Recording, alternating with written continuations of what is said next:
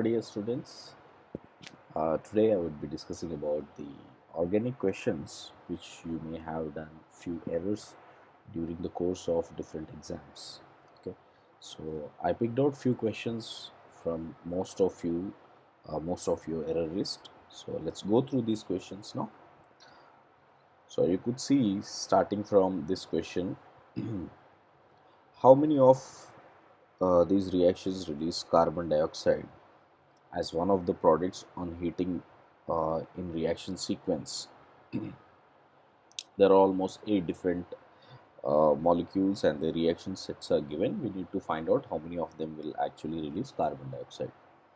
So you can see I have just put down one by one here. Okay, so first one, if you observe carefully, this part of it, this is actually an acetal part, correct? So carbon with two groups, which is an acetal part.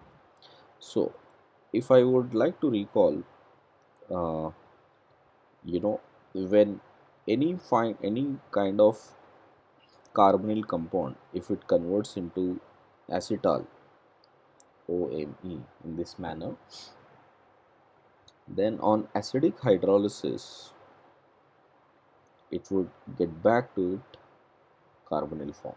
This is one thing you must remember, that acetals will be unstable in acidic medium.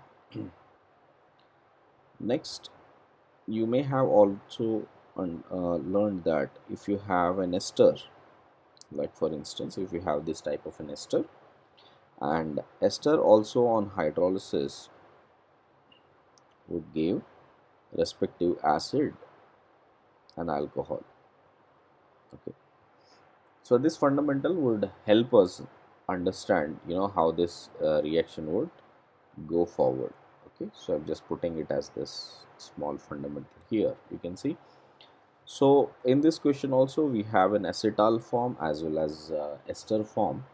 So both on acidic hydrolysis will convert back to the respective keto and acid form here, C double bond O OH. Now if we observe, this position is an alpha position and this is a beta position, and this has become a beta keto acid, and I'm sure you are pretty aware of the case that beta keto acids on heating would give carbon dioxide and get this reaction done. So yes, first reactant is definitely giving carbon dioxide. Let us see the next one. Second case, we are having one secondary alcohol, primary alcohol, and a double bond here, and all of them will get affected in the presence of KMnO4. Okay, double bond will completely break into formation of ketone. Secondary alcohols will convert into ketones, primary will convert into acids. So this is 1 degree, this is 2 degree. So if we cut them, if we rather oxidize them, you can see there would be one double bond here, one double bond here, that is after breaking the double bond, and here there would be one double bond O because of that second degree, and we have COOH here. Okay, this is what has been given as per the question. Now if you see again here, this part is the alpha carbon and this is a beta carbon, and this is also a beta keto acid. So beta keto acids, on heating would generate us this double bond O. Double bond O would be here, carbon dioxide would be released. Okay, so yes, the second one is also true, which is giving carbon dioxide. Let us see the next one. You can see here you can easily predict out the case that it is actually ester hydrolysis. So we would have COOH formation here, COOH plus 2 moles of CH3OH. Okay, and this has been heated. Got it. So what we got is a phthalic acid. Okay, phthalic acid on heating, it does not give carbon dioxide, rather it will give an anhydride. So you can see this phthalic acid would make an anhydride formation like this here. Okay, so this is a phthalic anhydride plus H2O. So yes, this is one of those cases where there is no carbon dioxide coming. Next case, carbon dioxide with an alpha beta unsaturation. Here you can see this is an alpha and beta. So on beta there is a double bond position, so definitely it will try to extract the proton which is closest to it. So you can see that here we have C, O and H this way and double bond O. So this pi would try to fetch this H plus and we would get COO minus double bond O, with this getting almost carbocation here. So on heating this will turn out to be carbon dioxide and this bond will break here to make it as a double bond here and carbon dioxide will release. So yes, in this case also, so one thing you got to revise is that at beta position, if there are any very strong withdrawing groups or there are any resonance stabilizing factors that are helping, definitely carbon dioxide would release. Next, see it on the fifth case. Here there is an anhydride. So anhydride, in case if you check out number of carbons we have, double bond O, OH and double bond O, OH. Okay, this is how much we have. Just let us count the number of carbons here. So 1, 2, 3, 4, 5 carbons. Okay, so we have total of 5 carbons here. See, 5 carbons, if at all they are trying to remove carbon dioxide, right? So 5 carbon group, then this this alpha carbon, we are expecting that it may attack here, but it would form a 4-membered ring, so which is unstable. Okay, so again on heating it will get back to the formation of anhydride only, because 6-membered ring is relatively more stable here. So it would, instead of forming any ketone by removing carbon dioxide, it would only form anhydride. So this is also a group which is not giving that carbon dioxide. Okay, next if you see here we have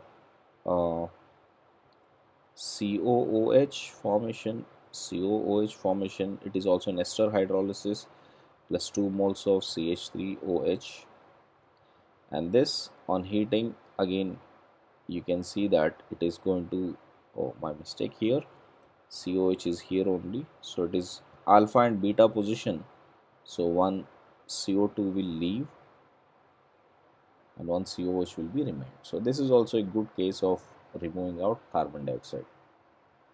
The last case is an ozonolysis case. So we have a 6-membered ring and we are doing an ozonolysis step here.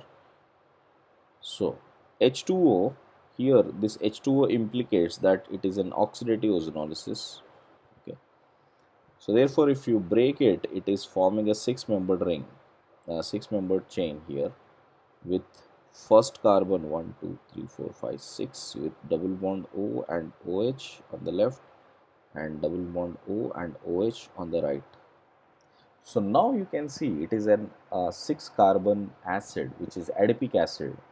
So this adipic acid on heating will definitely remove this carbon dioxide from here, and this alpha carbon will attack on this carbon. Therefore we would get this as a 1, 2, 3, 4, 5. So 5-membered ring with double bond O plus carbon dioxide. So this is what is formed. So this is also a case where you can see carbon dioxide is coming out. Okay guys. So we can see on the whole we have total 5 of them. You can see 1, 2, 3, 4 and 5. So we have 5 reactions where carbon dioxide is releasing. Hope you understood this. Okay, let's go to the next question here. Here we have a match the column where left hand side we have certain aldehydes and ketones, right hand side we have types of tests. So first let me recall you that this is a Tollens reagent. Okay. and this is, I'll just write it as 2,4-DNP test, which is a test for identifying the presence of carbonyl compounds. Okay, this is iodoform test. This is an iodoform test. This is Fehling's reagent or Fehling solution, which is giving a test for aldehydes. Lucas reagent, which is a zinc chloride and concentrated HCl test. Okay, so this is used. Lucas is usually used for identifying the difference in the primary, secondary, and tertiary alcohols. Okay, so now individually, let me show what all these do here. Tollens reagent will oxidize all aldehydes as well as it will oxidize even formic acid and alpha hydroxy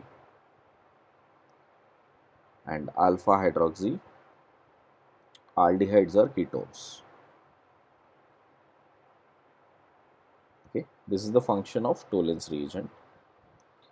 2,4-DNP all carbonyl compounds. So whether it is an aldehyde or a ketone, it will identify that. NaOH methyl carrying or methyl alpha methyl, okay, carbonyl or alpha methyl carbonyl compounds or alcohols. Failing does almost the same thing what AG, that is Tollens reagent is being done. Okay, this does same as Tollens reagent, except okay, aromatic aldehydes like benzaldehyde. Lucas reagent finds the difference between primary, secondary, and tertiary, okay, alcohols. Okay, so this is the role of PQRS and T. So let us just apply to all of them here. So first, these two, if you check out, both of them are aldehydes, so definitely it will give positive test to Tollens reagent. So I'll tick that Tollens reagent. Okay, which is our option P, I guess. So Tollens is P. Yeah, so P, it is definitely going to match. Okay, then we have 2,4-DNP. So 2,4-DNP, definitely both will give positive.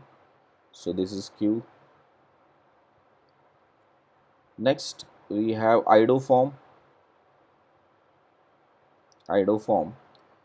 You can see this would give okay,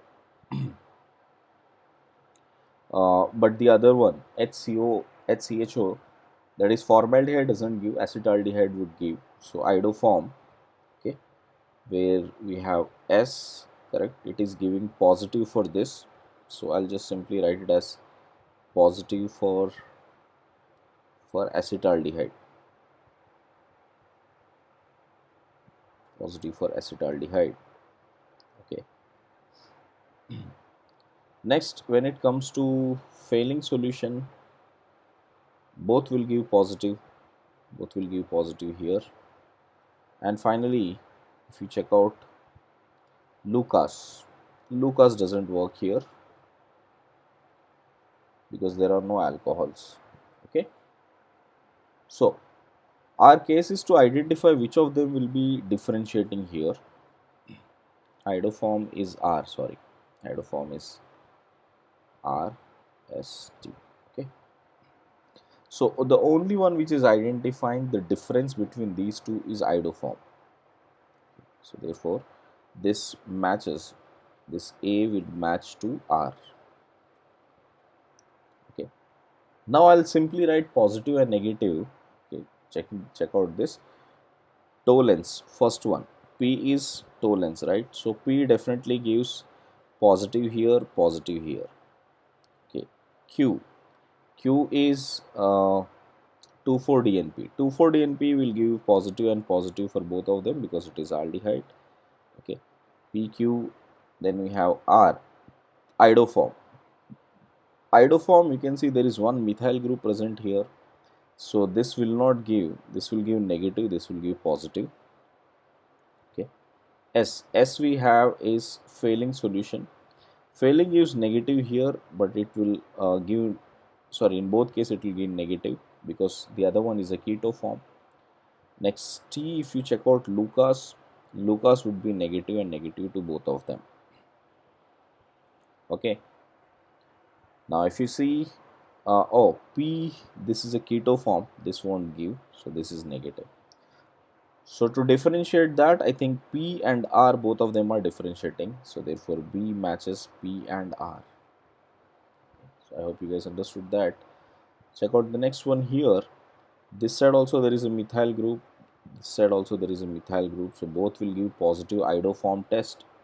So I'll just simply add on to the same thing here and see how it works.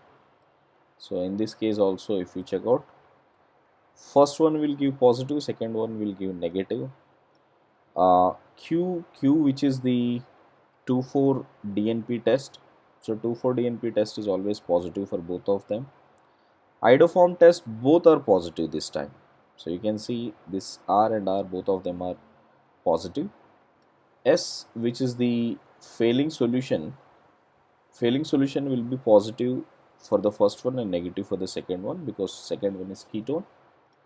And last one, Lucas, you can see that both of them will give negative.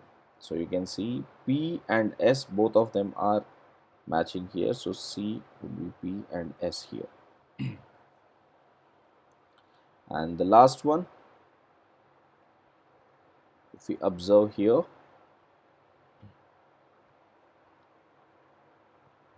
so for P, if you check out here, one is an alcohol, so definitely let me go from the down here. This would give positive, this would give negative for tollens. Okay, so first would be negative, second would be positive here. Next Q would be negative for the first one, second would be positive. R, which is iodoform test. Iodoform test, if you observe, this would give iodoform test. Okay, this would definitely give iodoform test.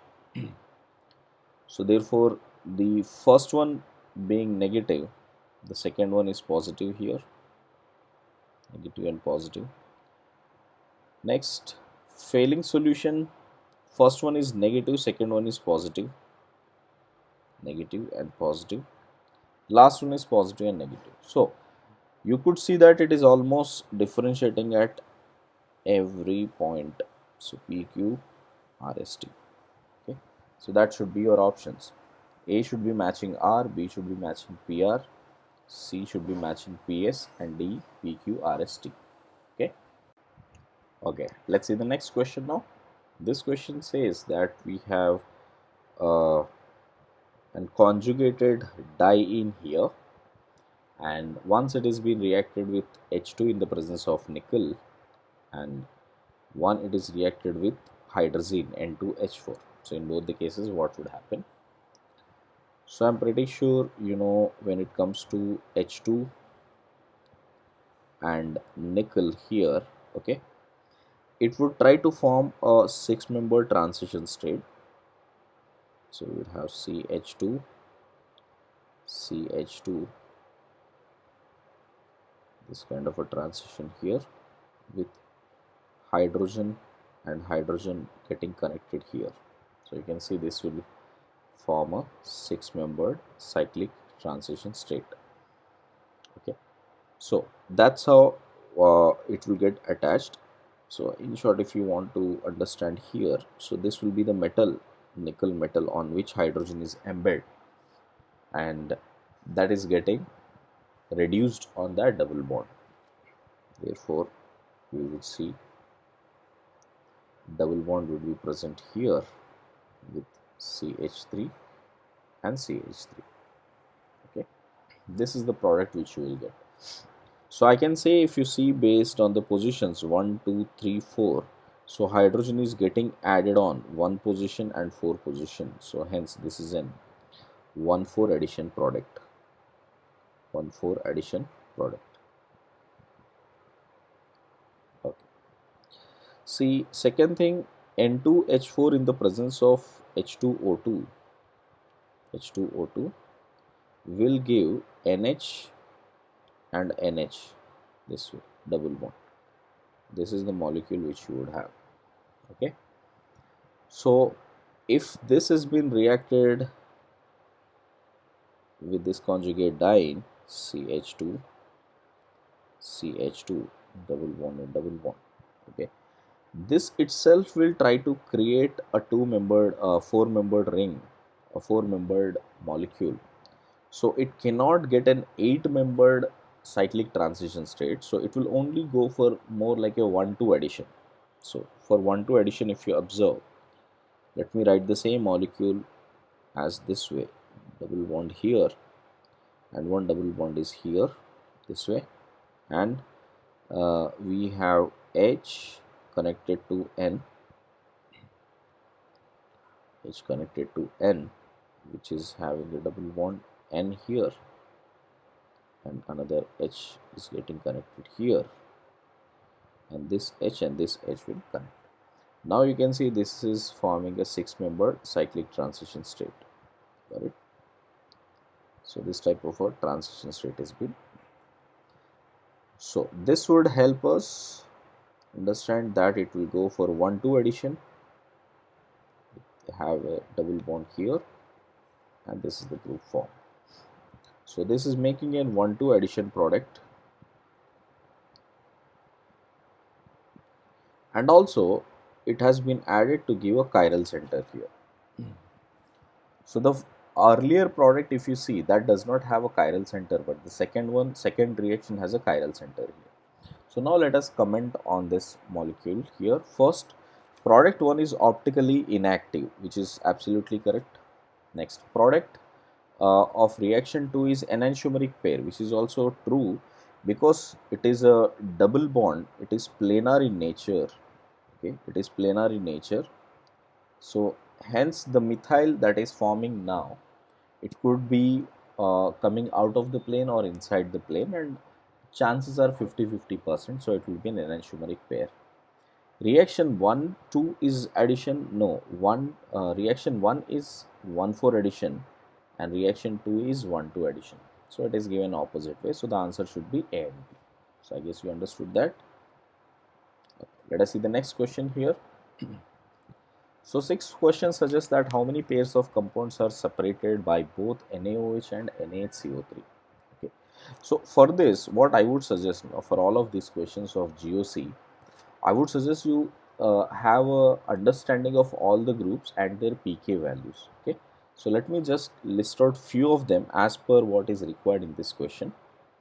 So few of them, as in I can say alcohols, starting with alcohols, then water, then I have phenol, okay, formic acid, benzoic acid, acetic acid, okay, we also have picric acid, OH, NO2, NO2 and NO2. So for all of these cases, if you check out the pK values approximately, so this is around 20, this is around 15.5, this is around 10, this is around 4.13, this is around 4.3, this is around 4.7, and this is around 1. Okay. So if you have the idea of how the pK values are, this would help us, get very easy access to the reaction. See, one basic idea is that every acid which is strong, if it is becoming a weak, it is giving a weak acid. Okay, it is producing another acid after the reaction, and which is weak, then the reaction will go forward. Otherwise, the reaction will come in the backward direction. So that is one thing you can check here. So let us judge on this case now. pK value here, This is around 10, this is around 4.3. One is benzoic acid, one is phenol. Okay. If we react them with OH minus, both of them with OH minus, okay, it would give water, because this H plus here and this H plus here would be acting with that OH minus, and it will give water. And you know the water's pK value here is 15.5. Okay, so these two are definitely more acidic compared to that of water, so this reaction will go in the forward direction. Okay, so it would give positive.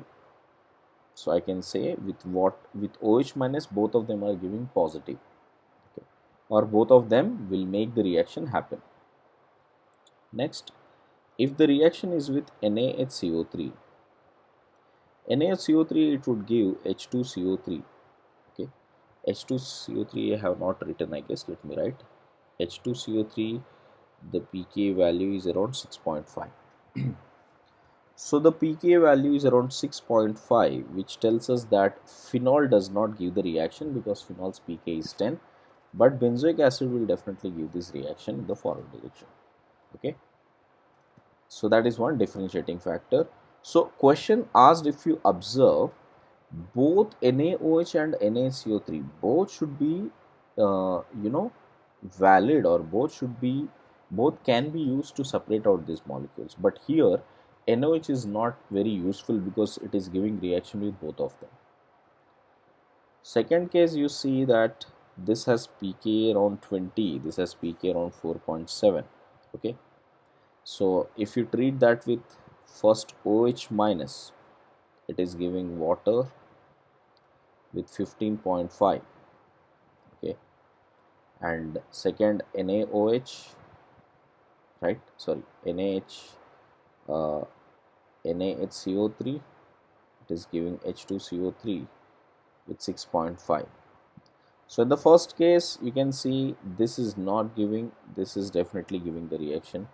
Second case also, this is not giving, this is giving. So yes, this is an important case for us because both of them are differentiating it. Okay, next I'll quickly write now. Okay, so you can see that this is also approximately around 18, this is around 4.5. Why I'm writing 18 is obviously this is an alcohol which has phenyl group, which is withdrawing by inductive effect, so it must have definitely less than 20, so I'm just approximating as 18. So in that case, you can see if at all it has to get 15, this is not going to give, but this is going to give the reaction. Second case also it is not going to give, this is going to give the reaction because here it is coming as 15.5 and 6.5. See the next one here. So right, this is also an important case. Third one is also an important case for us. Fourth one, picric acid value is around 1, and here it is 4.3. okay, right.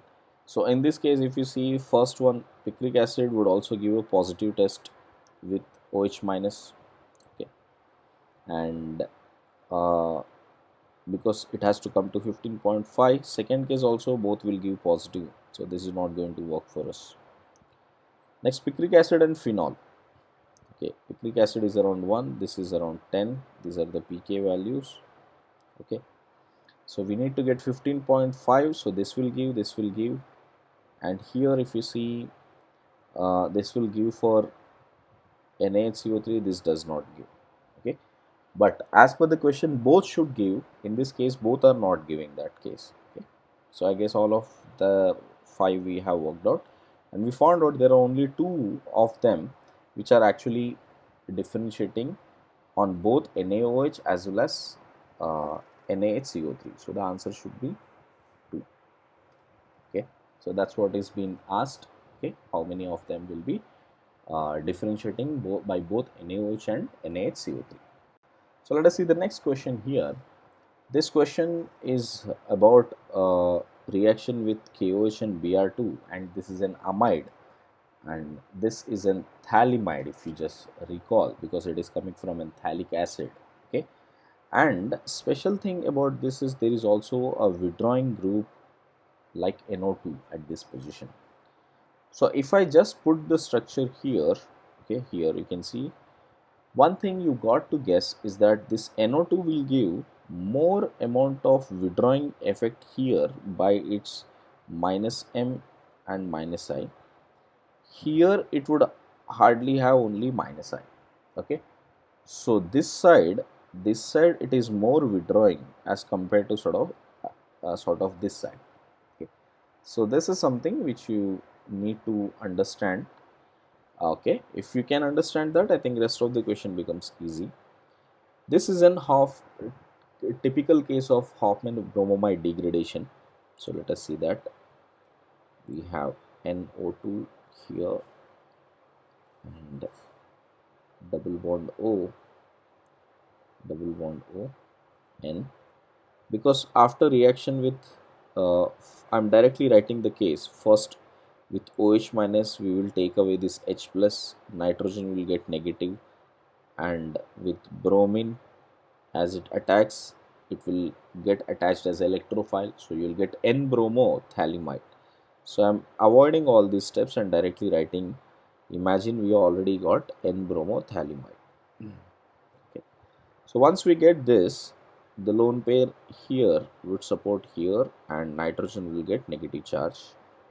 Okay. You might be wondering why we are doing from the other side. Okay, I'll tell you just in a minute. You can see that here we can see C double bond O, C triple bond O in fact plus positive, and here we have C double bond O, N minus and Br. Okay. If you recall in Hoffman bromomide degradation, this is the situation that comes where you will have N minus with bromine present on it. Then the migration will happen. Some alkyl group will migrate on it. Okay. Now you can see in this case NO2 is present here, correct? So this as a whole group will migrate to nitrogen here. I'll put it from this side, and this lone pair will make a double bond and Br will leave. Okay, this is a completely concerted step. So there is no nitrine formation. Sometimes these are the type of questions that could be asked, whether there is any nitrine formation. And why I did this breaking from here and why not from here? Okay, why we didn't break from here? You see, the migrating aptitude on this carbon would be better as compared to that of this carbon. Okay, just now we have seen that carbon is more withdrawing. So at this position NO2's effect is less. So hence we have to migrate from that end. And as you migrate, you can see what we will get here. We will get this as NO2 here, and here we got N, C double bond O, C double bond O here, and C triple bond O plus. Okay. So we are making an basic hydrolysis here, OH and H2O. So on basic hydrolysis, you can see this would become COO minus, and here we will get this as NH2, and we would have this as NO2. Okay. So this will be the final product which will happen. Now in this case, what we are seeing, one is a concerted step that is coming across. So see the options here. We need to first find out the major product. So major product is the CO minus, which is opposite to that of NO2. So definitely B is correct answer. There is an involvement of intramolecular rearrangement, which you can see a concerted step here is an intramolecular.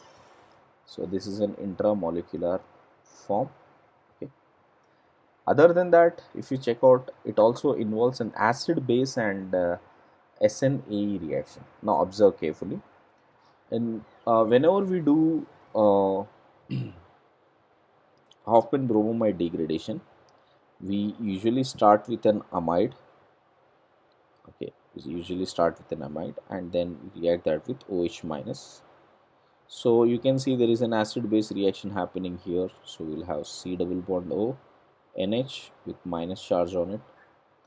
Then Br is getting substituted here, correct? So we will see Br got substituted on nitrogen here.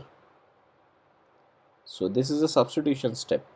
Okay, or rather what is happening is nitrogen has taken one extra molecule here, so I will not say substitution, rather it is an addition reaction that has happened. Okay, so it has undergone addition, and from there if you observe, again OH minus will take away this H plus, and we will get this as R C double bond O N minus and Br.